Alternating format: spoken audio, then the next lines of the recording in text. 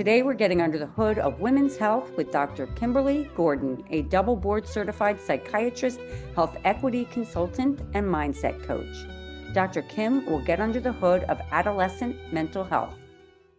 What are some of the most common mental health challenges young adults and adolescents face today? That's a great question. I want to preface it by saying that young adulthood and adolescence requires its own definition, right? So adolescence is a time frame that can persist past the age of 18, right? Oftentimes when people think about adolescence, they think about teenagers. However, adolescence can persist until like 30 years old, depending on your brain development and where you are situated in life. So a good example is a person who actually graduated from medical school who's 26 may still be an adolescent in the sense of having achieved some of the milestones that we see happen in early adulthood or as a youth. When I think about mental health challenges for this group, it's actually pretty interesting because a lot of the common mental health challenges are the same for teenagers and young adults and adolescents, right? So we see the rates of depression, anxiety, sometimes eating disorders, but we also start to see a little bit of complexity in terms of who's showing up more depressed, who's showing up more anxious in our new kind of society framework. This is a time where a lot of people are going to college or getting a job for the first time or even having a baby for the first time, right, having a baby. But the most common challenges remain the same: depression, anxiety. We see an increase in suicidal thoughts in the generation, and substance use problems. Is also something that you can see happen or evolve during this period. How can they recognize the early signs of mental health issues like anxiety, depression, or burnout? You brought up burnout. So the anxiety and depression, I think the symptoms for young adults and adolescents can be a little bit complex because, again, our expectations from society is more. There may not be opportunities for people to recognize or even see that you're dealing with depression and anxiety because we kind of get it hiding our symptoms, right? But one of the things that you can notice in terms of depression is when you have a sense of just not having pleasure with the things that you normally used to enjoy. You're kind of doing it, but you're not actually feeling it, right? Those people, you may hear them say things like, I'm just tired. I'm just exhausted, You may find that they're not performing with the same enthusiasm that they had before. So that's something to look out for. In addition to isolating yourself, young adults oftentimes are out with their peers. They're having a good time. They're enjoying their life. But when you find that they're always making excuses, like, I don't want to really go out, I'm just going to go back and do my work, but they're not getting their work done because you see kind of the work, that's a good sign that person may be feeling depressed. In addition to that, it's a time where people start expressing thoughts of suicide a lot, right? And it may just be like, man, I wish I wasn't here anymore. Like, life would be better if I wasn't here. Those are things to be on the lookout for. As it relates to anxiety, anxiety is oftentimes related to performance for this group because they're out in the workforce or they, maybe the first time mom. And so muscle tension, headaches, somatic complaints are oftentimes things that we see in young adults, which is a sign of anxiety. And then also, it's also true that a sign of anxiety could be the social aspect of it, right? Really starting to have panicky feelings when you're out with folks or interacting with people or doing things that you haven't done before. How does social media and technology impact the mental health of young adults, both positively and negatively? Okay, so let's go with the positive part first, because oftentimes we talk about the positive, we talk about the negative parts of social media and how it impacts our mental health. But in a lot of ways, social media has done some great things with helping people target ways to creatively think about how they're feeling and how they express themselves, right? So there's mood trackers today that you can use on your phone or journal. There's apps that really can support people with, therapy, therapeutic modalities. We even have I think it's called virtual reality based therapy, right? So you can deal with phobias and anxieties that way. So in some ways, social media apps and platforms can be supportive to folks if it's used in the right format with the help of a mental health professional, of course, right? But we also have the negative impacts of social media and how it impacts your health. So, for instance, on average, teenagers and adolescents and young adults are spending so much time on their devices, right? They're not having that social connectors that we all know is really important for your emotional and your mental health, right? And that connectedness really is how we decide who we are, our authentic self, not the self that we want to be for our social media account, right? So we can have a digital footprint that really doesn't tell the full story of who we are, right?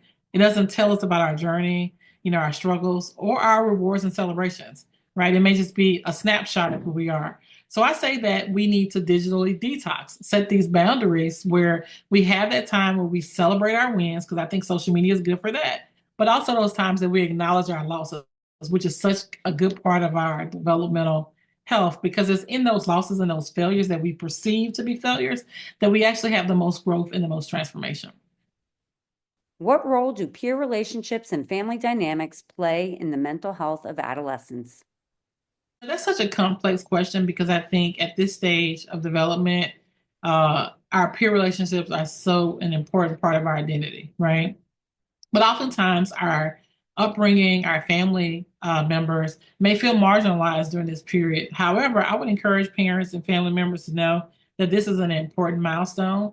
We get to pick our friends, and it helps us really understand what our desires are, what our needs are, what our gifts are, because oftentimes we're picking people who have similarities or things that we want to grow in a certain area. Whereas your family may bring up old wounds, right? It may bring up, challenges, or it may just be, oh, they have their ways and I'm just gonna, do my thing now.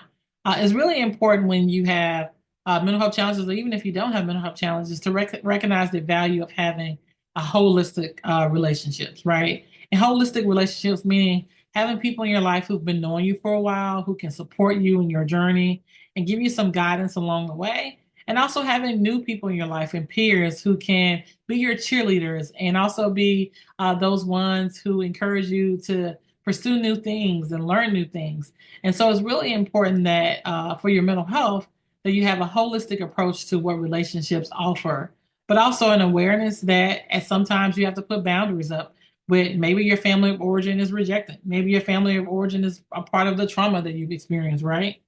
Maybe you need supportive adults, but you may not have felt you had supportive adults in your family of origin, right? And if you're one of those people, it's really important for you to engage in peer relationships. But those peer relationships also need to be people who've been living a little bit longer, or maybe have more lived experience based on their lived identity or based on their background.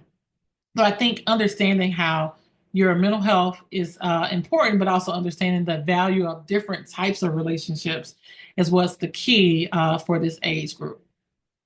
How can young people effectively navigate transitions without compromising their mental well-being? Ooh, transitions. So transitions really, to me, is really about acknowledging that change is important, right?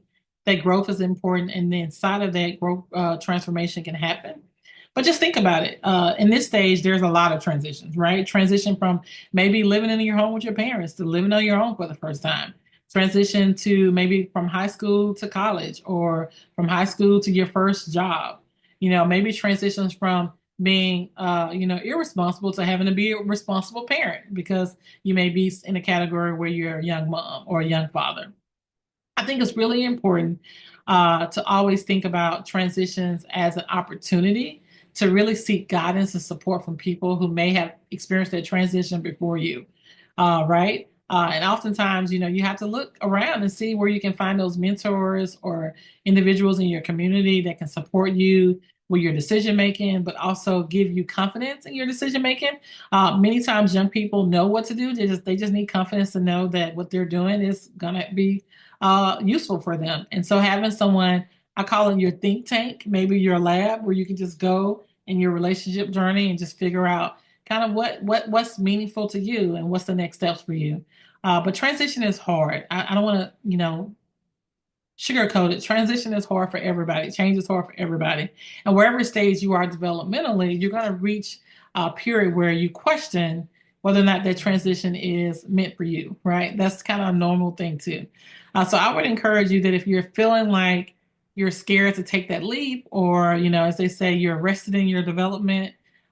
Just to give yourself grace and compassion, because oftentimes when we're stuck, it's because our body is telling us that we need to figure this out. Like our mind is telling us that there may be more to the journey than we anticipated, but it also is telling us that we can do it, right? Because our mind and our bodies doesn't trick us. It just supports our journey. What unique pressures do they face in balancing academic, career, and social expectations? And how can they build resilience? Mm. I think one of the unique challenges that young adults and adolescents face is time, right? Managing your time, right? Oftentimes, managing your time is like managing your needs versus your desires, right? We need rest, right? We need proper nutrition. We need exercise. But we also may need relationships. We also may need companionship. Erickson, who was I think it was a theorist and psychologist, maybe a social worker, I don't remember. But he talks about identity development in an interesting way, intimacy versus isolation, right? So we have to recognize that at this stage, we're needing that intimacy and companionship and a sense of belonging. And you can find that in a romantic relationship, but you also can find it in relationships with your peers, right? You can find it in relationships with things that you're doing that really give you a sense of identity and belonging, which is such an important part of our mental health.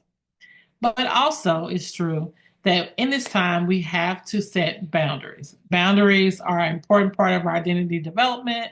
And boundaries means that we also have to set boundaries on not letting other people's needs and desires oversee or supersede ours, right? And I would say for the women and girls, that actually is probably more challenging, right? Because oftentimes society tells us that we have to show up to everything and be a part of everything and be there for everybody, right? But sometimes the most important relationship is the relationship that you have with yourself. How can they advocate for themselves in seeking mental health care, and especially if they're feeling unsupported by their families or communities? Mm. Self advocacy is such a big part of the mental health journey. I think the first part of advocacy is actually owning that you feel what you feel, right? Accepting that, honoring that, right? Honoring the pain or honoring the regret or whatever you're feeling, just owning that is a part of self advocacy. But the next step is like honoring that we all need help and that it's okay, right? It's okay to be hurting. It's okay to have a bad day or bad days, multiple days.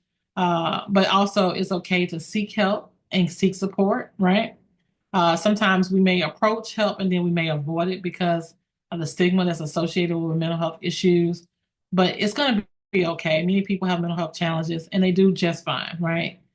They're productive citizens and they have, wonderful lives. Actually, I think the people who feel the most do the most in the world. So, congratulations on being a person who feels. The other thing I think is really important in self advocacy is understanding when there's time for silence, right? Not every battle is ours to fight, right? If a person doesn't get that you're suicidal and they're like judging you because you're, maybe you're harming yourself or, maybe you're cutting, if they're judging you and they're showing judgment, they're not showing support, right? And so sometimes it's not being silent and just like taking what they give, but it's also being silent inside of yourself to know that their issue doesn't have to be my issue. I'm growing, I'm developing, and I'm figuring this out. I'm not encouraging anyone to hurt themselves. I'm just saying that sometimes when you're hurting, other people may hurt you too by the words that they use, right? And you may feel the need to defend yourself, or you may feel the need to, do destructive things to kind of support, how you feel. That's not the way.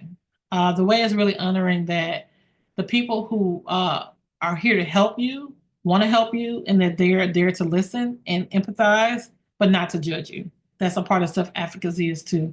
But I think we can advocate, but actually being aware that the stigma is around us and actually sharing our story of resilience and hope, right? And honoring those emotions as they come up is such an important part. But let's not forget that we can also advocate for legislation change, right? We can advocate for good quality health care. We can advocate for community supports, right?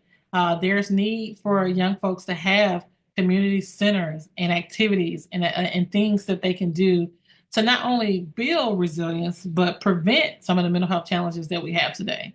So that's what I think about when I think about advocacy. But there's other ways, like taking your medications is advocating for yourself, to be quite honest. But that's a complicated question. I hope I did a good job with that one. What tools, therapies, or evidence-based practices have you found most effective in helping manage mental health challenges? There are tons and tons of evidence-based therapies that's, researched for different populations and cultures. But the therapies that I really enjoy the most, that I find that doesn't get a lot of evidence-based support today, is actually psychodynamic therapy, where people can free associate and just share their journey in a container, like in a safe space. And oftentimes, psychodynamic therapists are people who practice who do private practice, so you'll find them there. In addition to that, evidence-based therapy is cognitive behavioral therapy. There are different types of cognitive behavioral therapy. One that I think is really important for this stage of development is IPT, which is interpersonal therapy. It helps supports people with anxiety and depression, but it also deals with transitions in life. So those stages of life transitions are such a big part of this development stage. So I think IPT is the best for that. If you're dealing with grief and loss, obviously there's different types of grief cognitive behavioral therapy approaches, in addition to some therapies for trauma and PTSD. How can mental health education awareness initiatives better equip young adults to support themselves and their peers? Well, mental health education starts with mental health literacy, right? So we have to be able to name what we feel and have a language and lexicon for it. And oftentimes, the lexicon may be diverse depending on people's cultural background. So, for instance, in some people's culture, they say, I'm having a nervous breakdown, and they can mean a bunch of different things. And we have to really know what that means by really engaging in mental health literacy, not just for the patients or the people who are experiencing the mental health challenges, but also for the providers. And so they can actually understand the language that people use to describe their ills, their idioms of distress, as some people say. In addition to that, mental health lexicon can be expounded to look at how we show up as individuals who may be stigmatized, right? So a lot of people who may be stigmatized may experience mental health symptoms that leads to distrust or paranoia, right? Right. So they may not necessarily say what they're experiencing, but they may use that language. Oh gosh, I'm having stomach aches, but that means I'm angry, right? And so really recognizing that is really important as well. What advice do you have for addressing the stigma surrounding mental health, particularly with diverse cultural contexts? Yeah. I think the number one advice is that you matter, your struggle matters, your story is meant to be heard. As a radical storyteller and healer, oftentimes I think the most important thing people need is validation, right? Validation for their experiences and recognition that their experiences exist for them, right? That's not necessarily saying, oh, you're going to own everybody's journey, because you have to walk a mile in a person's shoes to really own their journey. However, you can be compassionate and empathetic and give a person a voice, right?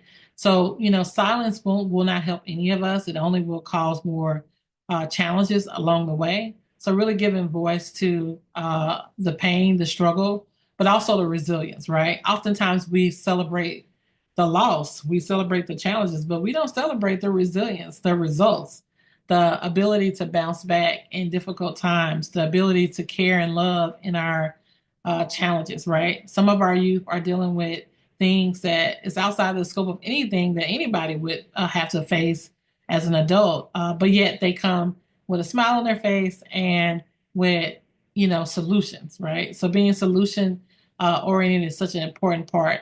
But I think for people from cultural backgrounds that are diverse, who have historical traumas, who have had intergenerational traumas, who have traumas related to community violence, traumas related to, I would say, emotional neglect or neglect in their ecosystems because of neighborhood deprivation, crime, food deprivation, poverty, all of those social determinants of health is what we call them, is really important to know that we play a part of the whole, right?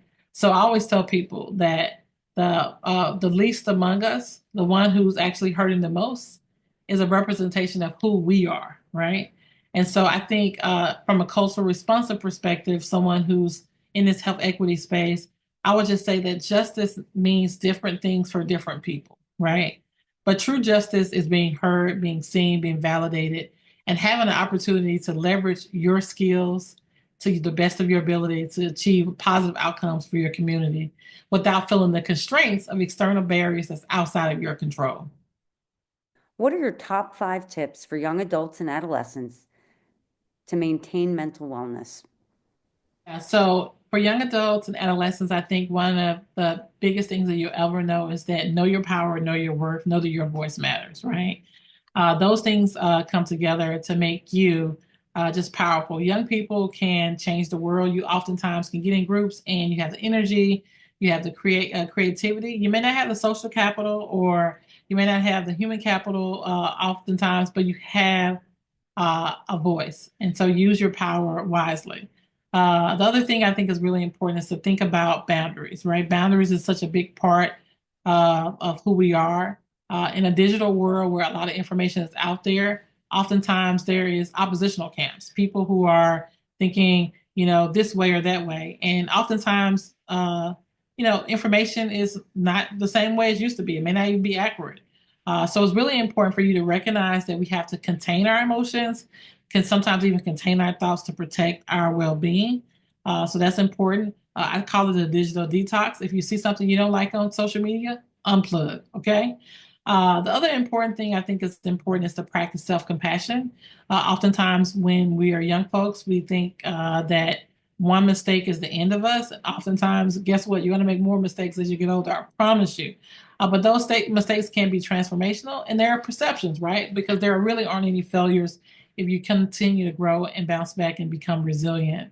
And the last one I think is so important is to practice discipline, self-discipline and control, right? Self-discipline means like if it's something that you're good at, take some time and some dedication to actually work on those things. It may take a while for you to get to that promised land. Maybe you have this dream that it may take a while, but I promise you that if you practice self-discipline, that will give you the ability to adapt in difficult times, but also give you the resilience to keep going.